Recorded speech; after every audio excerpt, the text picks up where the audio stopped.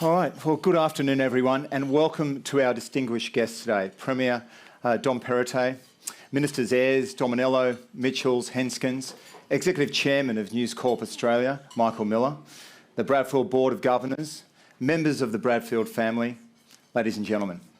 I'm Ben English. I'm the editor of the Daily Telegraph and your host for today. And I can't tell you how awesome it is to be in this room full of the best and brightest minds that Sydney has to offer here, under the sails of this magnificent symbol of our city, to chart a course for where we sail next.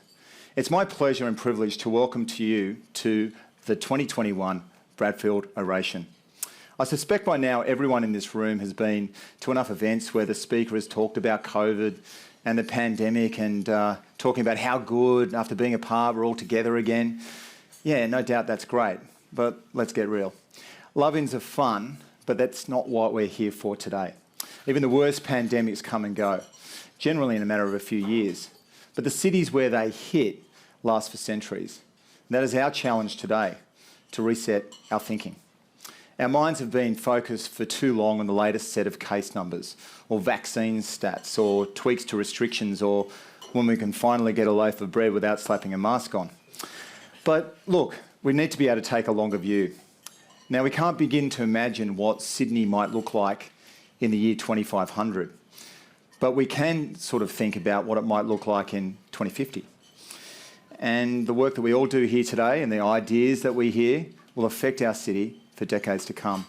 That's the way we need to think about it, which is also why I want to challenge everyone here to think about the question of how we think about this. I mean, the whole point of the Bradfield Oration, when it was conceived by my predecessor, Paul Whittaker, was to bring great minds, not just from Sydney or New South Wales, but from around the world, and bring them together and discuss what the vision is for this city and how we get there. But of course, that can get a little bit messy. Cities are made up of people, and they all have their individual wants and needs and desires. Out of that seeming messiness, though, comes order, a consensus of sorts. So our challenge is to respond what the people of Sydney want and create the best possible vision of that, as opposed to imposing it from above, like central planners and technocrats. Of course, experts and technocrats, they have their place, but they often live in a world of numbers, a world that is becoming more and more the dominant way to view things, and I think which misses one vital quality that makes us human: language. I'm a newspaper editor, so I may be a bit biased on this score, but we have a tendency to filter everything through cold, hard spreadsheets in the way we talk about stuff. Do the numbers stack up, we ask? The numbers don't lie, we say. Or, perhaps on Macquarie Street, do we have the numbers? Data has become the new gold. All of us are mined for it every day by corporations and, yes, by governments. The numbers don't contain ideas, though. They can only check them. Numbers don't inspire. They don't contain vision or spirit or even soul. Words do. It is with words that we express our hopes and dreams and articulate what we want to become. Words are the bricks and mortar of human imagination. In the Bible, the entire universe was created out of words. In the Confucian tradition, it is taught that words are vitally important, that if things aren't called by their proper names, society just falls apart. The room we are now sitting in is named Yalamundi, which means storyteller in the local Gadigal language. For our First Nations peoples, history, meaning and connection were only possible with words passed down through countless generations. Churchill's words gave the British the spine to stand up to the Nazi war machine. FDR's words helped comfort Americans through the Great Depression.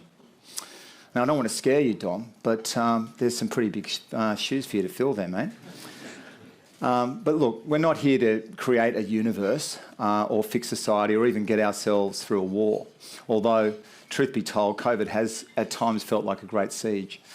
But just thinking about the building we're in today, Jorn Utsen's design was controversial, to say the least. If you just wanted to stack the numbers up on an opera house, I think you'd probably build a big concrete box, not the gravity-defying, city-defining marvel that we're sitting in today. Our Bradfield orator today, I believe, understands that numbers don't mean anything without ideas to back them up. He understands that cities are more than just the sum of our parts, and has even engaged in a bit of freelance architecture criticism. Largely correct. if published in the wrong paper, I might add. That's okay, te absolvo. In suggesting that there are some buildings around the skyline that are more blight than brilliance. If Churchill was right when he said, first we shape our buildings and then our buildings shape us, then we have a real chance today to look forward to how we want our society to be shaped for the future. Will Sydneysiders be ennobled by thoughtfully designed communities that do density on a human scale?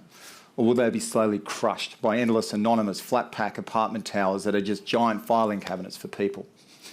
Do they deserve transport systems that work for them, or ones that tell them how the experts prefer they should live? And can our city be for everyone if too many people are struggling with commutes and mortgages to enjoy the shared spaces, public and private, that make us a community? They're big questions, but they're ones that I think we might start to grapple with today. After all, this is a city with big ambitions, and none of you here would be here today if you didn't share them. That's why we named the oration after one of the city's great visionaries. John Bradfield had ambition in spades.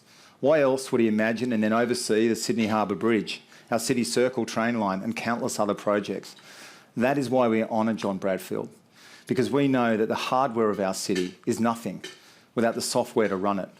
He is a metaphor for our values, our hard-won freedom and our vision.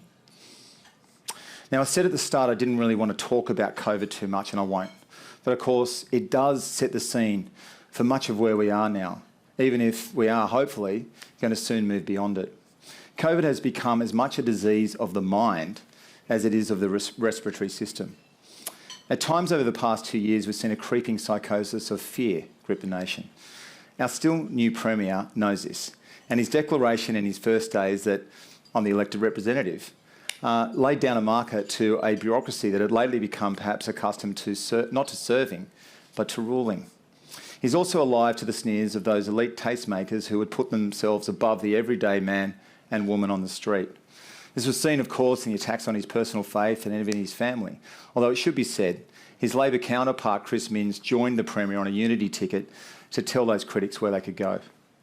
And I think just as importantly, Dom understands the need for reform, a wave of which powers our present prosperity, but won't last forever.